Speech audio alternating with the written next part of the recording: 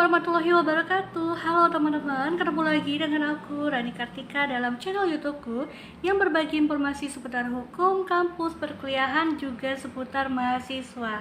Pada video kali ini pembahasannya mengenai suatu isu yang sempat viral beberapa hari lalu di salah satu media sosial Twitter, di mana ini berkaitan dengan katanya ada pencemaran nama baik yang dilakukan oleh seorang yang merupakan fans ya dari idol K-pop. Dia membuat sebuah atau beberapa cuitan nih, kalau nggak salah saya membacanya, beberapa cuitannya yang kemudian itu menimbulkan hujatan dan sikap tidak terima dari para fans idol K-pop. Yang oknum ini ya, si yang membuat cuitan ini memang dapat dituntut secara hukum oleh para fans tersebut, fans yang lainnya. Nah, sebelum saya melanjutkan pembahasan ini, tolong bagi kalian yang baru mampir di channel ini, silahkan klik tombol subscribe, lalu kemudian like, comment, dan share jika dirasa ini bermanfaat. Mari kita bahas.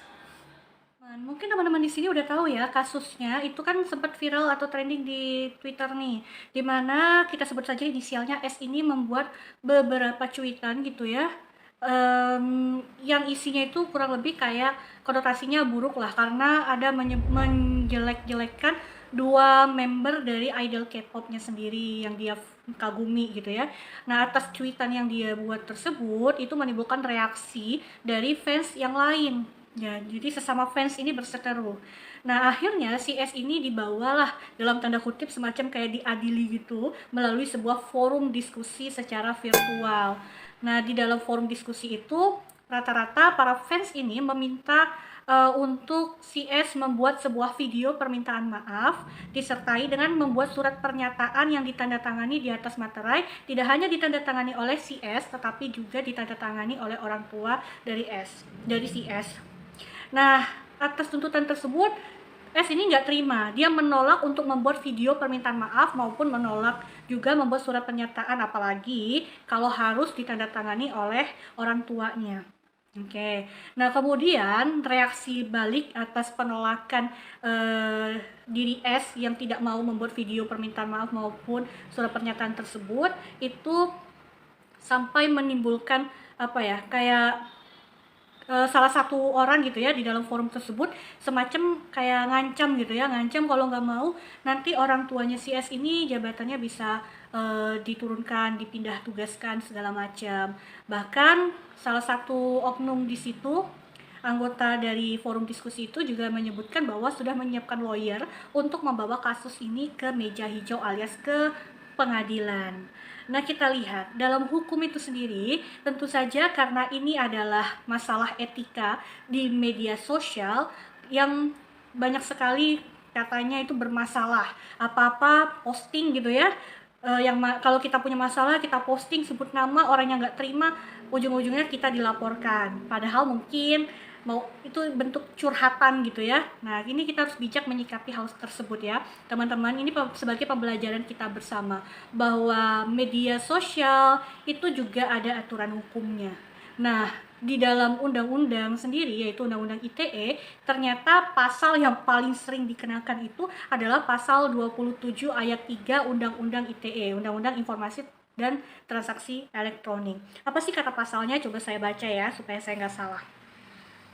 Pasal 27 ayat 3 itu berbunyi bahwa setiap orang yang dengan sengaja dan tanpa hak mendistribusikan dan atau mentransmisikan dan atau membuat dapat diaksesnya informasi dan atau dokumen elektronik yang memiliki muatan penghinaan dan atau pencemaran nama baik, maka dijatuhi pidana paling lama 4 tahun dan atau denda paling banyak 750 juta rupiah.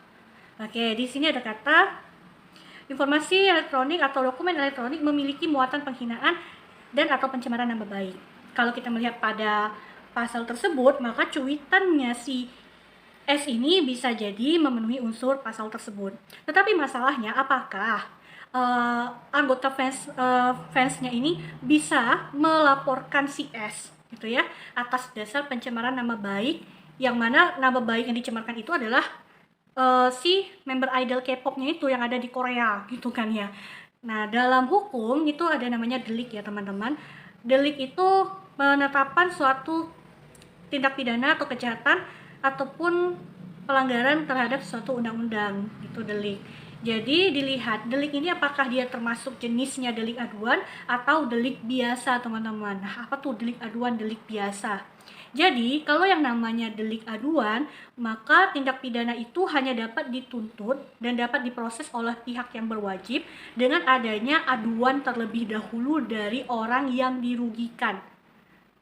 Oke, kalau delik biasa, maka tindak pidananya ini dapat dituntut atau dapat juga diproses oleh pihak yang berwajib tanpa adanya suatu aduan. Paham ya bedanya? Nah, yang mana nih yang termasuk delik biasa? Contohnya kayak pencurian, pembunuhan.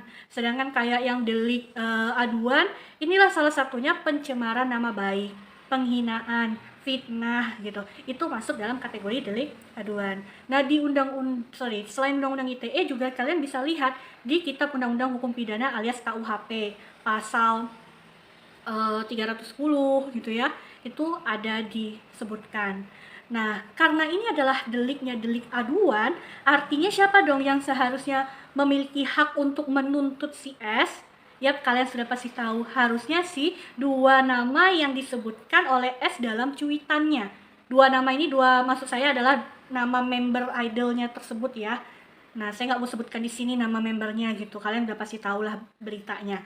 Kemudian, apakah berarti dengan demikian, si salah satu anggota fans yang tadi dalam forum menyebutkan bahwa dia akan menuntut si S sampai ke meja hijau gitu ya, kemungkinan dia menjadi orang yang tidak berhak atas itu. Kalaupun dia membuat sebuah laporan, kemungkinan akan ditolak oleh pihak yang berwajib. Karena apa? Karena pencemaran nama baik deliknya adalah delik aduan. Delik aduan adalah adanya aduan, bisa diproses apabila ada aduan dari orang yang dirugikan alias korbannya.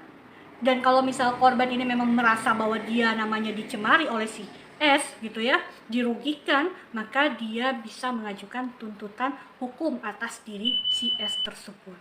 Jadi jawabannya sudah jelas ya teman-teman, ini bukan masuk dalam delik biasa. So teman-teman, mungkin segitu aja.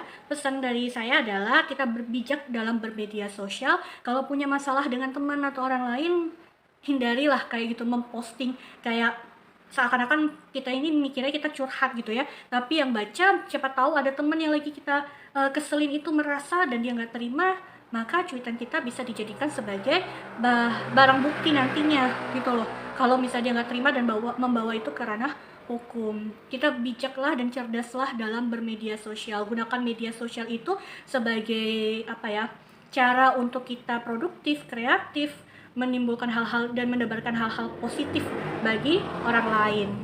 Terlebih terkurang mohon maaf. Assalamualaikum warahmatullahi wabarakatuh.